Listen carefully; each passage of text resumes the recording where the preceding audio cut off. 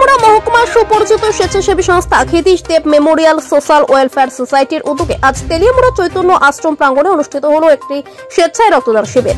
সমাজের বিভিন্ন স্তরের মানুষ ও সংগঠনের সদস্যদের সক্রিয় অংশগ্রহণে শিবিরটি প্রাণবন্ত হয়ে ওঠে। আয়োজকদের পক্ষ থেকে জানানো হয়, রক্তের অভাব দূর করা ও মানুষের মধ্যে রক্তদানের প্রতি সচেতনতা বৃদ্ধি করা ছিল এই শিবিরের মূল উদ্দেশ্য। সকাল থেকে শুরু হয় শিবিরে 27 জন উল্লেখযোগ্য সংখ্যক রক্তদাতা রক্তদান করেন।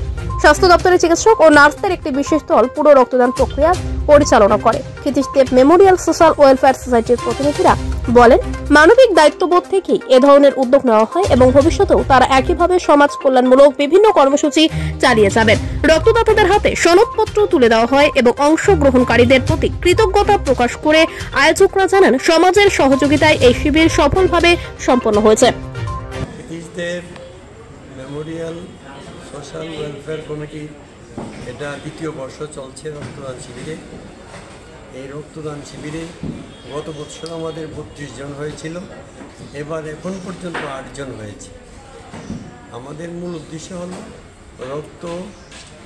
ব্লাড ব্যাংক যেটা আছে সেই ব্লাড ব্যাংকটাকে সবসময় চালু রাখার জন্য আমরা অত্র এলাকার যুবকদের কাছ থেকে রক্ত সংগ্রহ করি এবং সেটাকে সরবরাহ করি। এ ব্যাপারে আমাদের এবার বিশেষ করে তেলিয়ামুড়া মহকুমা হাসপাতালের ডাক্তার এবং অন্যান্য স্বাস্থ্যকর্মীরা আমাদের বিশেষভাবে সাহায্য করেছেন। ওনারা সাহায্য করার ফলে আমরা রক্ত সংগ্রহ করতে পারছি।